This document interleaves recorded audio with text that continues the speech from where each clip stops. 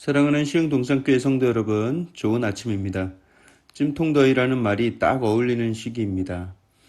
와보신 분들은 아시겠지만 카페에 에어컨이 고장나서 어제부터 영업을 못하고 있습니다. 코로나로 인해서 카페에 손님들이 너무 없어서 요즘에 일부러 닫기도 한다는데 우리는 에어컨 고장으로 인해서 자연스럽게 쉬게 되었습니다. 어제 한 성도님과 전화 통화를 하는데 낮부터 밤 늦게까지 작업 현장에서 근무를 하고 계시더라고요. 하루 종일 너무나도 더웠는데 말이죠.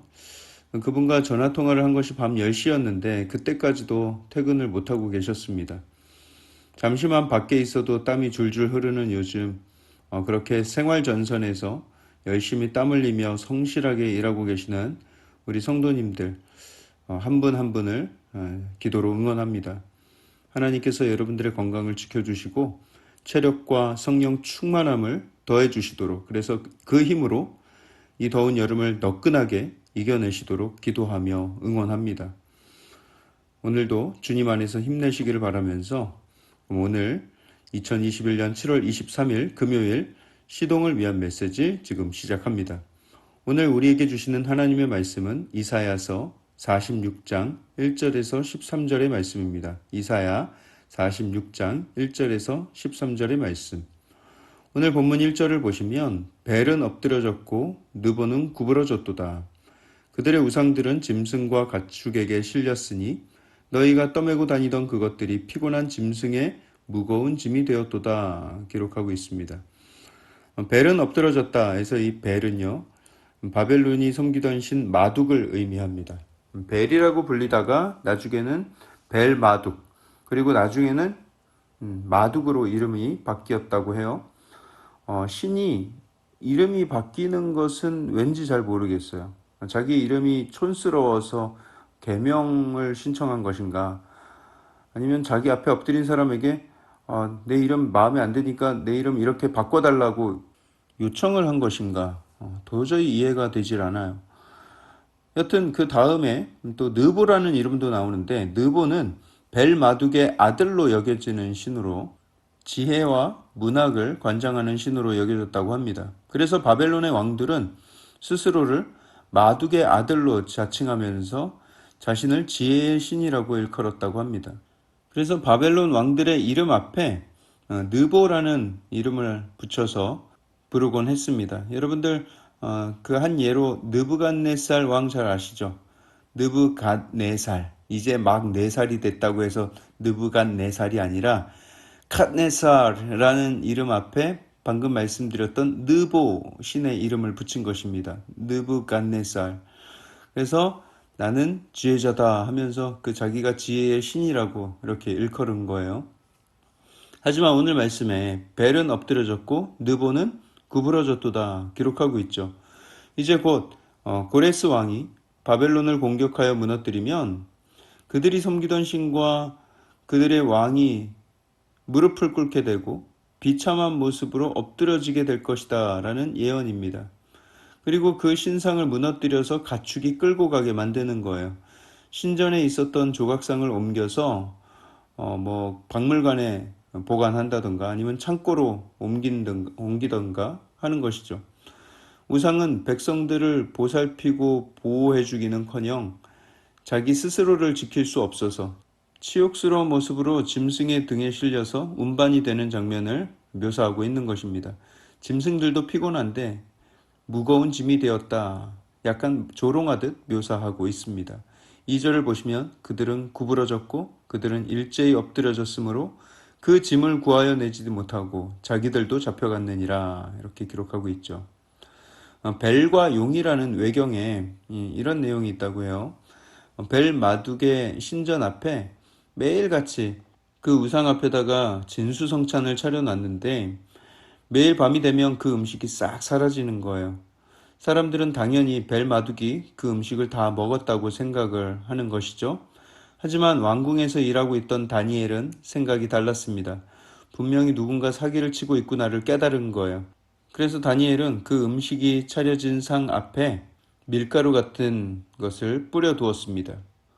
그랬더니만 신전의 사제들이 밤에 그 신전 및 비밀 통로를 통해서 올라와서 자기 가족들과 함께 거기 차려진 음식들을 다 먹고 다시 비밀 통로를 통해서 빠져나가는 것이죠. 그리고 그 모든 장면은 CCTV에 다 아니죠. 진짜 CCTV 말고 바닥에 뿌려둔 가루에 그들의 발자국이 다 남은 거예요. 다음 날 다니엘이 왕을 모시고 그 신전에 가서 그 발자국을 다 보여주었다고 합니다. 왕은 지금까지 속은 것이 화가 나서 그 사제들을 다 찾아다가 다 죽여버렸고요.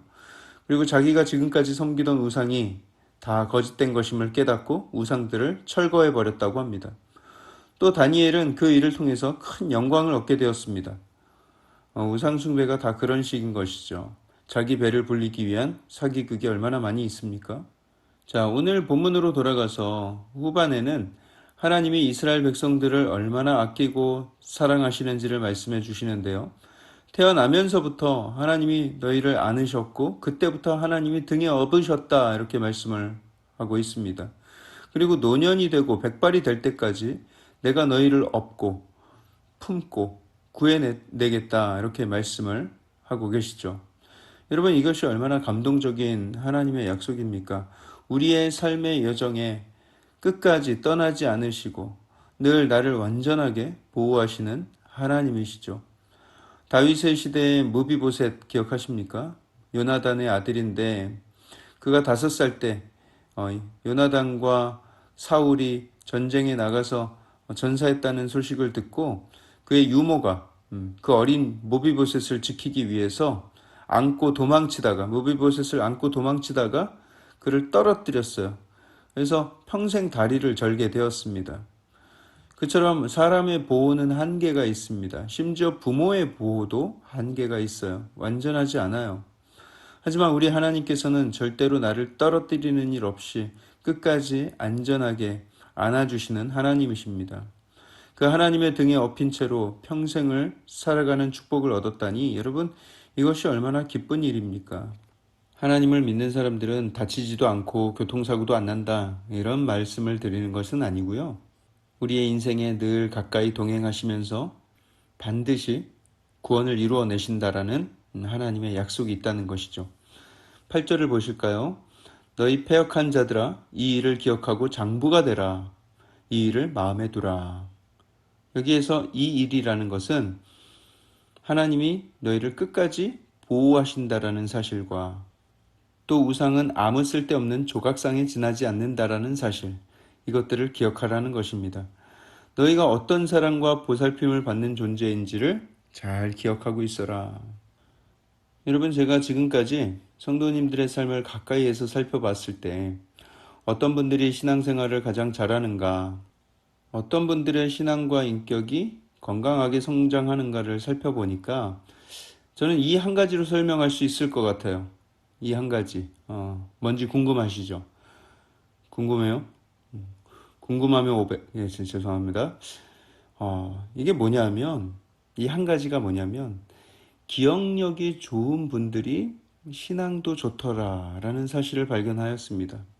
우리 하나님이 창조주 하나님이시며 심판주이시라는 사실을 잘 기억하는 분들, 그 하나님은 절대로 나를 포기하지 않으시고 나를 붙들고 계시고 그 사랑은 영원히 변치 않는다는 사실을 잘 기억하시는 분들, 또 예수 그리스도의 십자가의 의미, 내가 죄를 사함받아서 정죄함이 없는 존재가 된 것, 하나님 자녀가 되고 천국 백성이 됐다는 사실을 잘 기억하시는 분들, 이런 분들이 신앙생활을 정말 잘하시고 그 믿음도 아름답게 유지되는 것을 발견하게 되었습니다. 이걸 자꾸 까먹는 분들, 이런 분들은 늘 불안하고 일희일비하고 자꾸만 하나님의 사랑을 잊고 세상을 의지하게 되고 그렇더라고요. 사랑하는 성도 여러분, 잘 기억하셔야 합니다. 만약에 여러분들의 기억력이 안 좋다면 손가락에 끈을 묶으시던 티셔츠에 그런 문구를 넣어서 새롭게 티셔츠를 맞추시던 그렇다고 문신은 하지 마시고요. 하여튼 잘 기억하세요. 하나님이 누구신지, 그리고 그분 앞에 내가 누구인지, 그 두 가지만 정확하게 이해하고 기억하셔도 우리는 정말 견고한 신앙을 가질 수가 있습니다. 그 기억력을 가지고 이 세상을 살아갈 때 현실을 바라보며 두려워하거나 낭망하지 않게 될 것입니다. 하나님의 이루실 일들을 마음 가운데 더 기대하게 될 것이고요. 진리의 길을 걸으며 순종하며 살아가게 될 것입니다. 그 가운데 여러분들에게 기쁨과 은혜가 더더욱 충만하게 되기를 믿고 그렇게 삶을 살아가시길 주님의 이름으로 축복합니다. 사랑의 하나님, 우리에게 좋은 기억력을 주시기를 간절히 바라고 구합니다. 하나님께서 우리에게 어떤 사랑을 주셨는지, 하나님이 어떤 분이신지, 또 나는 그 하나님의 사랑을 받고 어떤 존재가 되었는지를 잘 기억하고 그 선한 기억력으로 인하여서 우리의 믿음이 더욱더 성장하고 담대함을 얻고 매일같이 하나님과 동행하며 승리하는 우리의 삶이 되게 하여 주시옵소서.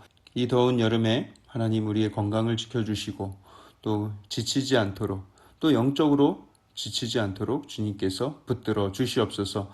이 모든 말씀을 살아계신 예수 그리스도 이름으로 감사하며 기도합니다. 아멘.